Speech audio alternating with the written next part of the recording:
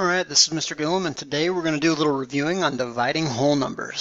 So this can help you change improper fractions to mixed numbers, and it'll also be really useful because we're not using our calculators yet. We're going to be reviewing some long division skills. So let's take a look here. In a division problem, there are four main parts. Okay, the first part is what I like to think of as the dividend. Okay, what you are dividing into. The divisor is how many parts you are dividing the dividend into.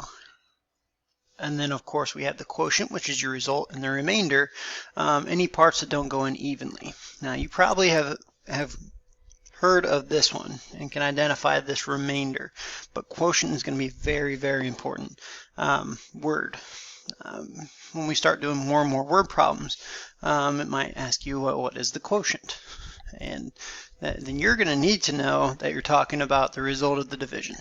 Okay, the dividend is what is being divided, and the divisor is how many parts the dividend is being divided into. So let's take a look. This is a way that I saw on the internet that would maybe help you to remember how to do long division. So maybe you've seen some other tricks to remember this in the past, but I thought this might be easy for you to connect to.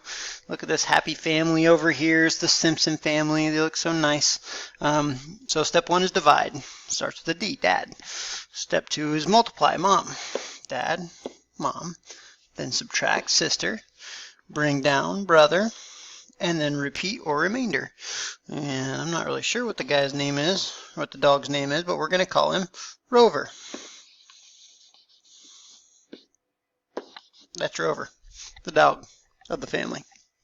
Okay, so we're going to divide, multiply, subtract, bring down, repeat, or if there's nothing to repeat, you write your remainder. So let's take a look here. I have a few different examples. We're going to start slow and build into it. I know you've done this before in the past, but it's always good to review.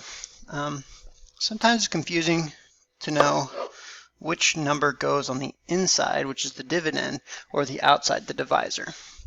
Okay, the first number, the number being divided, goes inside the long division bar. The divisor is the second number, goes outside. And so what we're doing is we're trying to look just at the 4 and at the 6 and deciding how many times does 4 go into 6. Well, I know that 4 goes into 6 one time. So I've done my dividing. 6 divided by 4, one time evenly. Now I do my multiplying. Mother, mom, 1 times 4 is 4. I'm going to write that right down there. Now I'm going to do my sister, my subtracting. 6 minus 4 is 2. Now I'm going to bring down, brother, my next digit, 0, and I'm going to repeat my process. I know that 4 does go into 20. It goes into 20 5 times. So my next number is 5. I'm looking at 4 into 20, 5 times. So then I am multiplying mom minus 20 and 0. Sister, subtract. Brother, bring down. Since there's no more numbers to bring down, my remainder is 0. Now there's an imaginary placeholder there. I guess I could bring up 15 point something, but the only numbers I'm going to be able to bring down will be 0 over and over and over and over. 15.00000, on and on and on and on and on, and it'll never change. So 15 is my actual answer. Okay, so 15. 60 divided by 4. My quotient is 15. Alright, so probably review. But if not, that's okay. We're going to do a couple more easy ones here. Let's do 552 divided by 3. Now, this time I've added a digit, so I've made it a little bit harder. My dividend, my divisor, and what will be up here is my quotient. My quotient, very important word. I want to write that word down again. My quotient will be my solution. And so here we go. We're going to figure out how many times does 3 go into 5. 3 and 5. So I know that 3 goes into 5 one time. There's my division, my dad. And now I take my mom. 1 times 3 is 3. I'll write him down there. And then my sister is subtract. I'm going to subtract those. 2. I'm going to bring down my next number, my brother. and now I'm going to repeat. 3 goes into 25, not evenly, but it does go in 8 times. Now I'm going to subtract my 24, and I know that I have just a 1. And I could put a 0 for 2 minus 2, but that's kind of silly. So I'm going to bring down my next number, 2. I know 3 goes into 12 4 times. Now, as I subtract 12, I have 0 left. And I have also ran out of numbers to put there. However, if I wanted to put numbers there, I could, and I could keep bringing down 0, and 0, minus 0, and on and on and on and on, and keep doing zeros and zeros forever. So once you have that last digit used up, you can stop there. My quotient is 184. 3 goes into 552 184 times.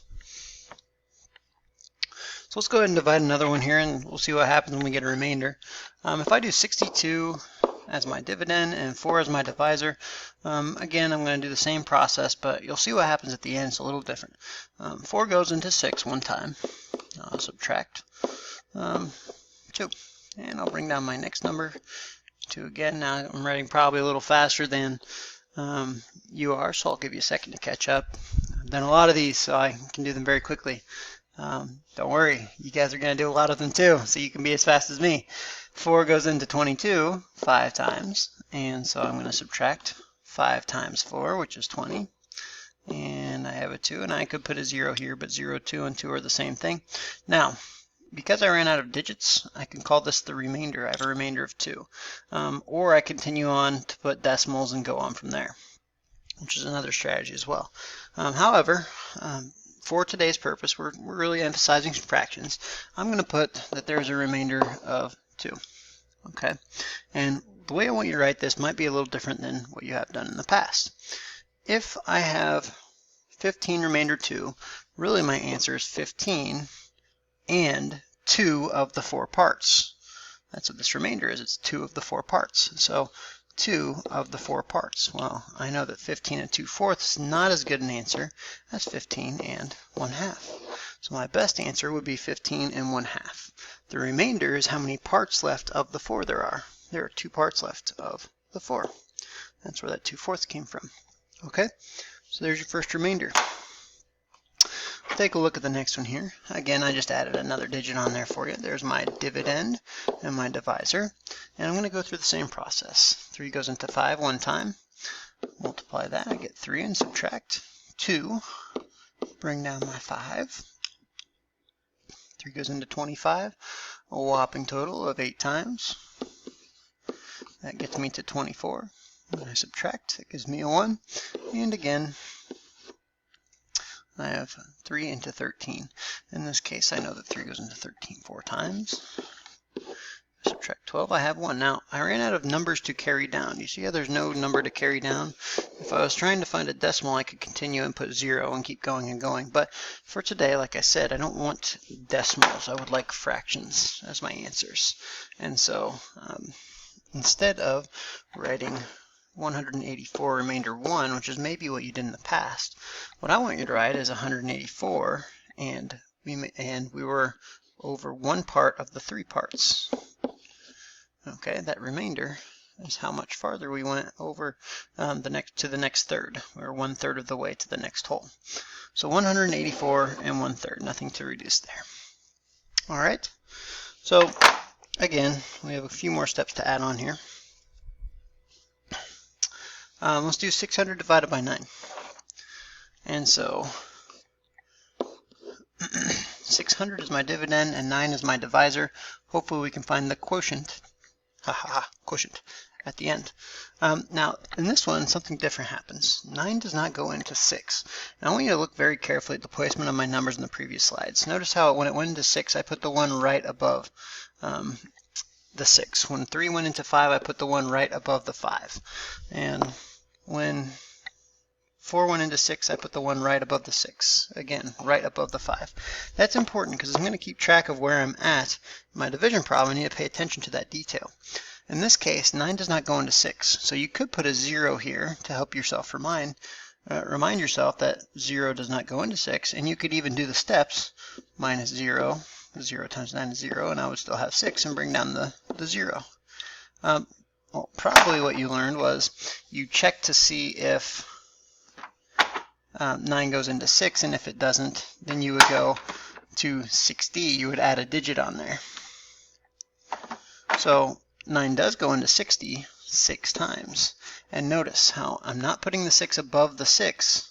I'm putting the 6 above the 0 and the digit 60, right above the 0. That's important. Now I'm going to multiply mother minus 54 and subtract sister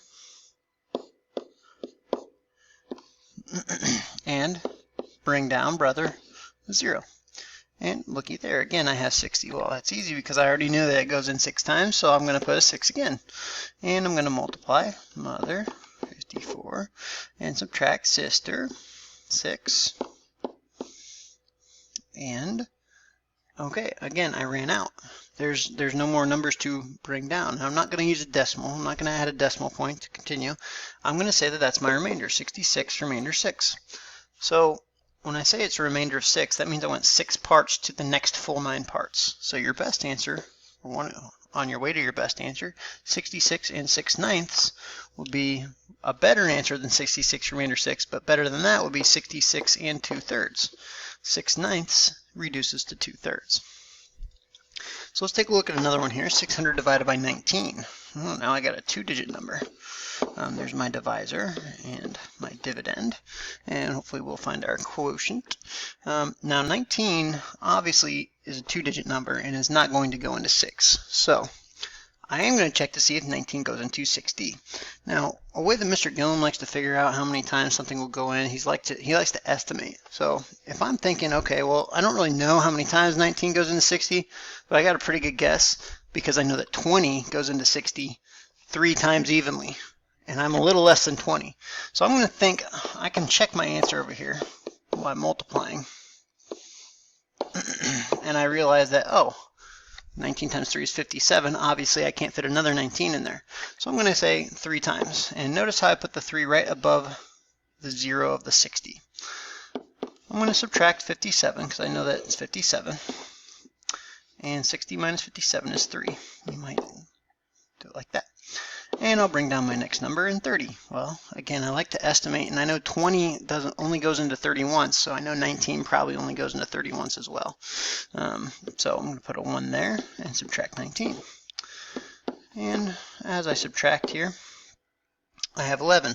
There's no more numbers to bring down, and we're not talking about decimals, so I'm not going to put a point, 0, and continue on. I'm going to stop right there. I'm going to say 19 goes into 631 times with a remainder of 11, or 11 parts towards the next 19. So my best answer would be 31 and 11/19. There's nothing to reduce on that one.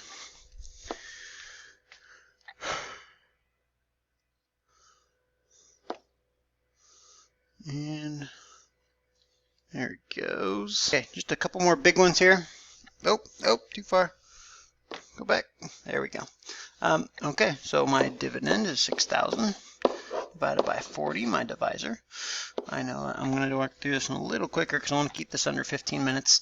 40 goes into 60 once, subtract 40, gives me 20. I bring down 0, and this is a problem with 0. So I know that 40 goes into 200 some sort of amount of time, but even better than that, I know that if I ignored the zeros, 4 goes into 20 5 times. So I know 40 goes into 200 5 times. Please be careful where you're putting your numbers. Make sure you are getting them in the right spot. And then finally, 40 goes into 0 times. Minus 0 is 0. And so this is a good one. We don't have a remainder, which is awesome. 150 remainder 0, or my quotient would just be 150. And finally, 1,482 divided by 12. 12 goes into 14 once, and so I subtract 12, gives me 2. I bring down the 8. 12 goes into 28 twice, and so I subtract 24. And finally, bring down my 2. 2 goes into 42 3 times, minus 36 is 6. And because I'm not going to keep bringing numbers down, I'm going to say that's my remainder, or I'm 6 parts towards my next 12, which is really 123 1/2. So there's your reminder on long division, and we're going to apply this.